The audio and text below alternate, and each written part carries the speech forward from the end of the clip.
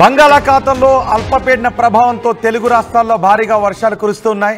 రాగల 24 గంటల్లో ఈ అల్పపీడన ప్రభావం, ఋతుపవనాల ప్రభావం వల్ల తెలుగు రాష్ట్రాల్లో ఎక్కడెక్కడ వర్షాలు కురవబోతున్నాయి, ఇప్పటికే వర్షాల ప్రభావం ఏ విధంగా ఉందో నేను మీకు చెప్పబోతున్నాను.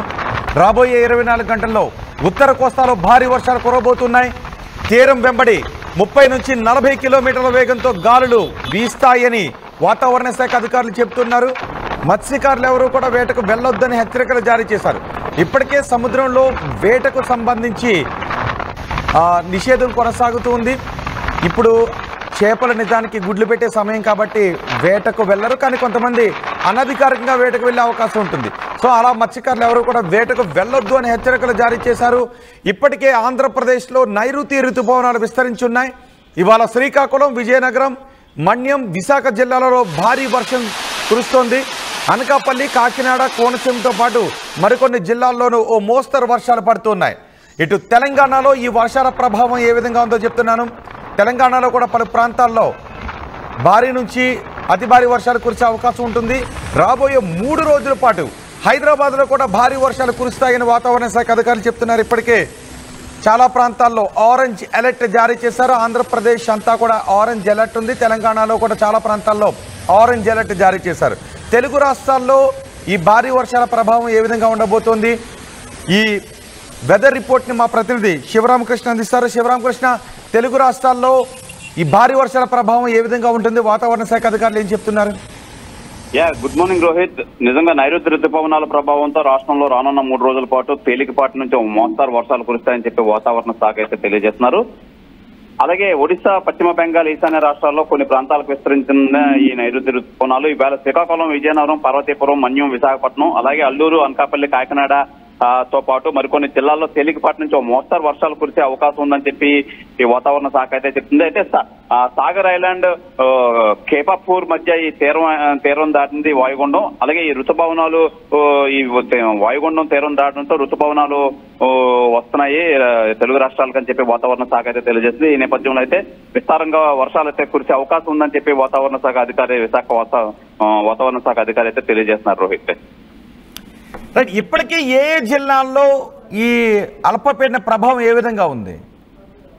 అయితే ప్రస్తుతానికైతే ఇది ఒడిశా, పశ్చిమ బెంగాల్, ఈశాన్య రాష్ట్రాల్లో కొన్ని ప్రాంతాలకైతే ఈ ప్రభావం అయితే ఉంటుంది. అలాగే ఈ నైరుతి ఋతుపవనాలు కూడా విస్తరించే నేపథ్యంలో అయితే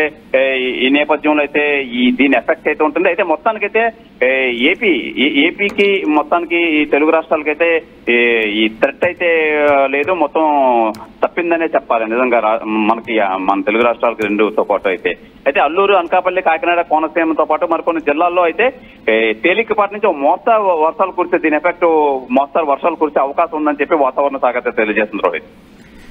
రైట్ శివరామకృష్ణ, ఋతుపవనాల ప్రభావంతో ఆంధ్రప్రదేశ్, తెలంగాణలో భారీ వర్షాలు కురిసే అవకాశం ఉంటుంది.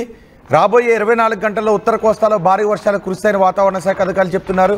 ఇప్పటికే ఆంధ్రప్రదేశ్లో అన్ని ప్రాంతాలు కూడా, అన్ని జిల్లాలు మేఘావృతం అయ్యే ఉన్నాయి. కొన్ని జిల్లాల్లో వర్షాలు కురుస్తున్నాయి.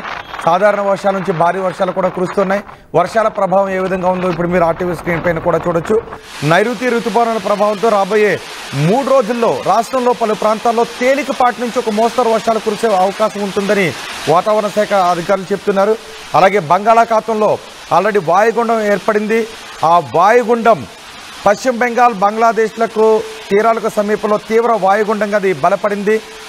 అది మరింత బలహీనపడి బంగ్లాదేశ్ మధ్య తీరం దాటే అవకాశం ఉంటుందని వాతావరణ శాఖ అధికారులు చెప్తున్నారు. ఈ వాయుగుండ ప్రభావం రాష్ట్రంపై పెద్దగా పడలేదని చెప్తున్నారు.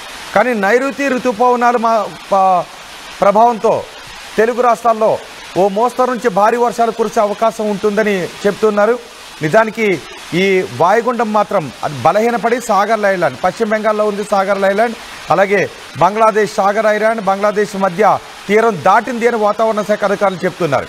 కానీ ఆ అల్పపీడన ప్రభావం మాత్రం పెద్దగా లేదు. కానీ ఋతుపవనాల ప్రభావం మాత్రం, నైరుతి ఋతుపవనాల ప్రభావం మాత్రం ఎక్కువగా ఉంది. నైరుతి ఋతుపవనాల ప్రభావంతోనే ఇప్పుడు వర్షాలు కురుస్తున్నాయని వాతావరణ శాఖ అధికారులు చెప్తున్నారు. రాబోయే 2-3 రోజుల్లో ఇటు హైదరాబాద్లో కూడా భారీ వర్షాలు కురిసే అవకాశం ఉంటుంది. ఇప్పటికే వర్షాల ప్రభావం కారణంగా లోతట్టు ప్రాంతాల్లో జనాలు మాత్రం తీవ్ర ఇబ్బందులను ఎదుర్కొంటూ ఉన్నారు. అటు పంటలు నష్టపోయి రైతన్నలు కూడా ఇబ్బందులు ఎదుర్కొంటూ ఉన్నారు. ప్రజలు మాత్రం కొంచెం అప్రమత్తంగా ఉండాలని సూచిస్తున్నారు. శ్రీకాకుళం, విజయనగరం, పార్వతీపురం, మన్యం, అల్లూరి సీతారామరాజు, విశాఖ, అనకాపల్లి, కాకినాడ, ఉమ్మడి తూర్పుగోదావరి జిల్లా, పశ్చిమ గోదావరి జిల్లాల్లో ఈ వర్షాల ప్రభావం ఎక్కువగా ఉంటుంది వాతావరణ శాఖ అధికారులు చెప్తున్నారు. ఇప్పటికే ఎన్డీఆర్ఎఫ్ సిబ్బంది కూడా ఒకవేళ భారీ వర్షాల కారణంగా ఏదైనా విపత్కర పరిస్థితులు ఎదురైతే వెంటనే రెస్క్యూ చేయడానికి డిఆర్ఎఫ్ సిబ్బంది కూడా సిద్ధమై ఉన్నారు. ఇటు తెలంగాణలో కూడా ఓ మోస్తరు నుంచి భారీ వర్షాలు కురిసే అవకాశం ఉంటుందని వాతావరణ శాఖ అధికారులు చెప్తున్నారు.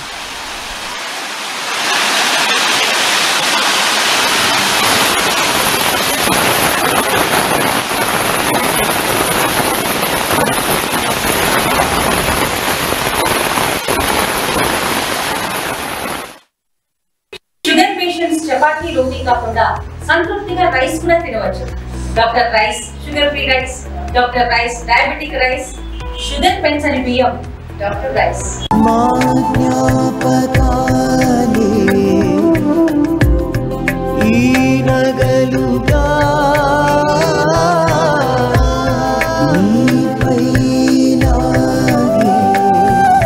అమ్మాయి గౌరవాన్ని అమ్మలా కాపాడుతుంది.